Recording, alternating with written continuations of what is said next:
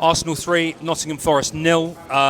To be honest, a fairly comprehensive performance. Liam, I don't really think Forest troubled us. No, they didn't actually, and I think it threw me off because I know Forest are quite good on the counter-attack, and I always had that in the back of my mind, but they never really did look like causing us a problem.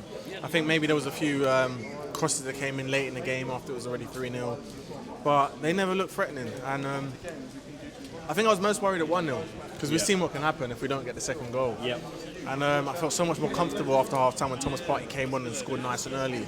I thought we can relax now because they can't delay the game anymore, they can't slow it down, they can't try any funny business, any dark arts, so they have no choice but to push and go for a goal and try and get 2-1. Yeah. And I knew they'd open out and give us the third, which is exactly what happened. So it shows how important the second goal is in a game of football. But yeah, we need to make sure that we're getting that second goal more often than not, and preferably in the first half, especially against opposition like Forest, where we just need a professional performance, because I didn't want it to get to the, that nervous stage where we might have to bring on Martinelli and we have to bring on Rice. I wanted them players to rest because we're going to have 2 games next week against Lisbon and West Ham, both must-wins. So Arteta was smart, and it really could have backfired on him today. But luckily, we're here with a professional 3-0 win, clean sheet, and some wonderful goals out there, especially Ethan Nwaneri getting his first Premier League goal. Thomas Partey's been a bit invisible for a while, and popping up with a goal as soon as you come off the bench, and obviously Bukayo Saka with a great goal. I remember when that goal went in, I thought, do you know what? Like, when you look back at players over their careers and their Premier League hundreds and all that, if that was Thierry Henry or Dennis Bergkamp or Alexis Sanchez or any one of those players who had scored that goal, you'd be saying, wow, what a goal. And Saka deserves the same credit, I thought he missed the opportunity to pull the trigger on it, and he danced past about 3 players and still found the space to squeeze it in, and it was, I don't know what the keeper was doing, but it was a great finish, man. I'm just so happy to see him playing well and just silencing a few of these people who come at him about Foden and Palmer, and just he's been more consistent than both of them, and it's about time people start appreciating consistency rather than just, he's had a great 3 or 4 games, or Phil Foden's had a great season with Man City and all the world-class stars got around him. Bukayo Saka's been up there and he's been consistent. Where's Foden at the moment? Exactly. So, it all contributes to the debate, and for me, Saka's head and shoulders above Foden. Yeah, I think he's miles ahead, and I think, to be honest with you, some of the criticism he's had this season's been distinctly unfair. Yeah, some of the criticism he's had over his whole career has been unfair. Yeah. Exactly. This season in particular, and there's people really out there saying he's not world-class. I think the only argument is that Arsenal haven't won the league, which I don't know why team accomplishments define whether a player is world-class or not. I've never really understood it. There's people there that will say, what's his name, Scott Carson, the best goalkeeper in the world because of what Man City have won. It's nonsense. It's all nonsense, Bukayo Saka, take him out of this team, put him in Real Madrid, he's world-class without changing anything else. So for me, Saka's world-class, and yeah, I can't get on board with that debate. He's won this, he's won the Premier League, he's won 16. It doesn't matter. It doesn't matter. It's what he's doing as an individual, as a footballer, and there's no one better at the moment in that position. No, I'm going to throw this question into the hat then. Does Arsenal become, because of course football's all about details, isn't it? If we get Victor Gyökeres, just throwing the name out there, he's in hot form at the moment, red hot form, scoring loads of goals. If we were to get him, would he make the likes of Saka, Martinelli, Odegaard look even better? Of course he would. Of course he would. Although, I don't know, I still think I'd rather get Isak.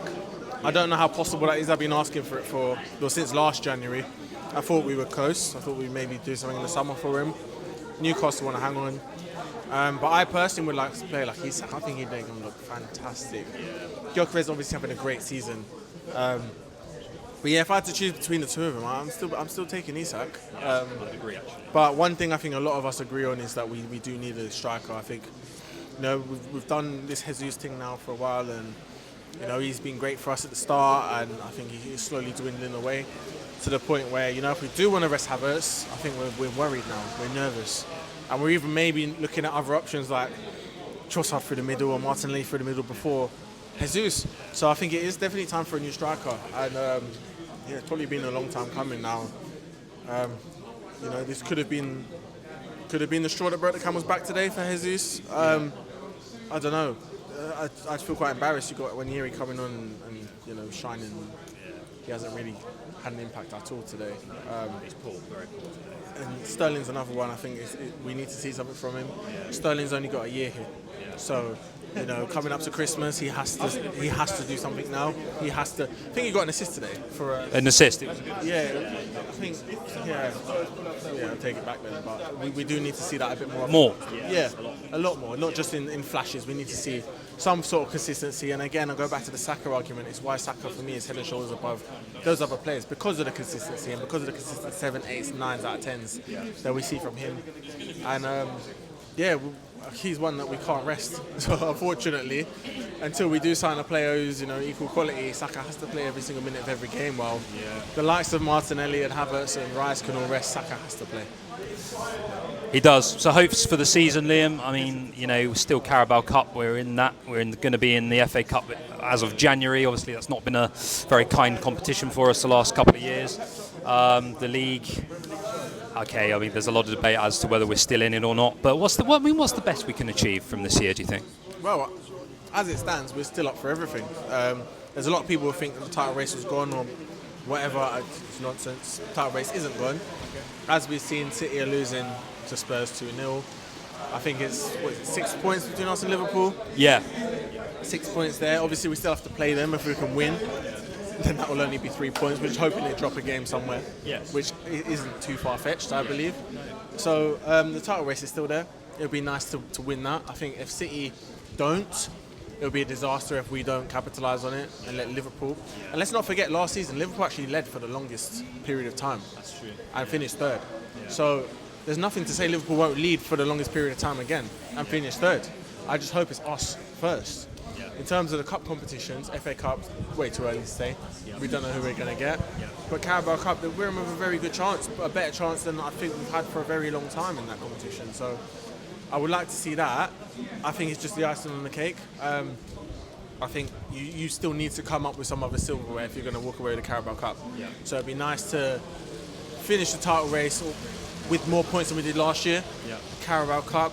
And have a good Champions League run and see what happens. That's another one that's too tricky to call because we don't know what's going to happen with the knockout stage and who's going to qualify. But I'd like to get the Carabao Cup. I'd like to finish on more points than last season in the league.